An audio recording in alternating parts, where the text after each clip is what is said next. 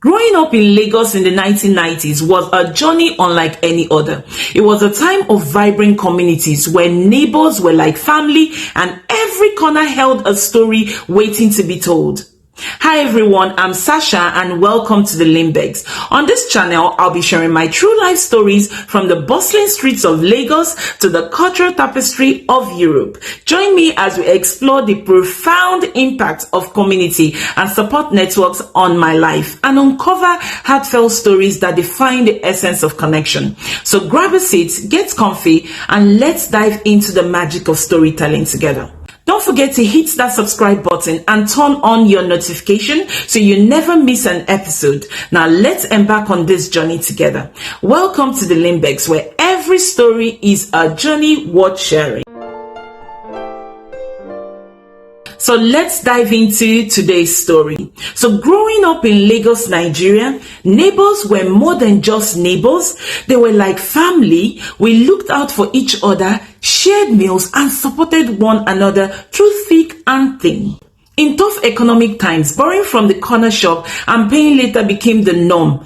This practice of mutual trust and support helped us navigate our financial challenges. We're never made to feel ashamed to go and get stuff on credit from the person selling in the shops, because to be honest, those people actually are not financially okay. So we all knew that we had to help each other. So you go and you get stuff on credit, and when you have the money, you pay back, and the same goes. We just helped each other. So those days, there was no shame in popping into the shop and saying, you needed to buy rice or beans or yam or something on credit. And, my mom says or my father says, will give you the money the next week or something. And people really understood. So I don't know about this day and age in Lagos. If you live in Lagos, can you leave a comment and let me know? Can you still go to the shops, the corner shops, to ask for stuff on credit? I also remember like the pharmacy as well. Oh my God, the chemist. We call it pharmacy here.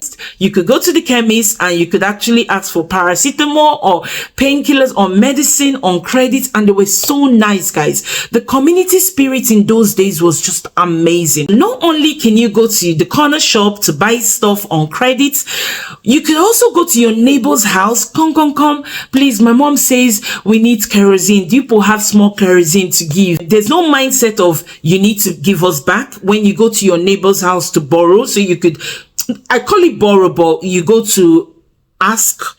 You may call it begging, but in those days, it was just the norm for us. You could go to your neighbors and say, oh, my mom says, do you have small gari as we've run out? And then maybe when she goes to get gari from the shop, she could replace your gari back. And people understood. Sometimes it may not even be to replace. You could just say, oh, my mom says, do you have spare candles when there was no light? When taps ran dry, we relied on rainwater or fetched water from our neighbors' wells. It was a communal effort, and everyone pitched in to ensure we had access to these essential resources. In those days, it was so nice for it to rain because we knew we had to fetch water from the rain. It's quicker and easier for us than going out and carrying buckets of water. But whenever it doesn't rain, we had neighbors that actually had wells. So during holidays like Christmas, the entire neighborhood came alive with festive cheers. We would visit each other's home. We would share food, laughter, and created lasting memories together. After you finish eating your own stew and rice at home, you go to your neighbors. Knock. Happy Christmas, Merry Christmas, ma. Oh yeah, come and eat some rice. They will give you rice. You'll go to the next neighbor, and sometimes you don't have to eat it there. You take everything to your own house, and then you just line up all your hoards of food and everything you've collected from the neighbors. I don't know about Easter and other festive seasons, but I know especially Christmas time, you knock on your neighbors. If they don't have food, they will dash you money. That's what we call it, because everyone was your uncle and your auntie in those days. So you know, come, auntie, Merry Christmas. Once you say Merry Christmas, they already know you're there to eat. So even my mama will cook more portions because she knew that there will be people that will knock on our door to say Merry Christmas. So we just went around from door to door, wishing each other Merry Christmas. And we as kids, we would get money, we would get food.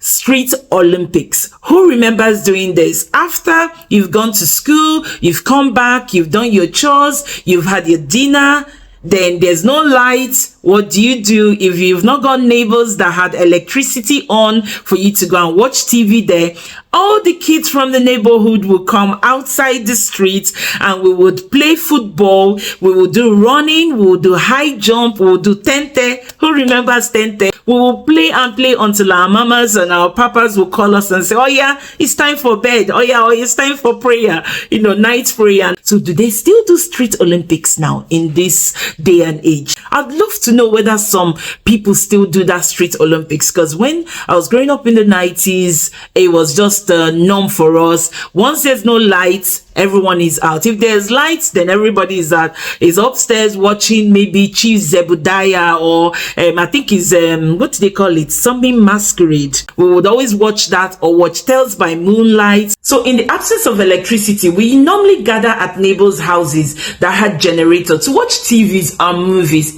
Sometimes if there's interesting programs that we're looking forward to watching, and I don't know if you guys notice this, that NEPA always takes the lights when you are about to watch that interesting program, and then NEPA is what we call the electricity companies. They would then bring the lights when the program is over. So Sundays were like time for community bonding as we walk together to church. We were always chatting and laughing along the way. The church served as not just a place of worship, but also a place where we had social connections. It was so nice in those days, guys. When our parents were out working, the older kids and our neighbors would step in to look after each other's children. It was a testament to the strong bond and trust we held together as a community.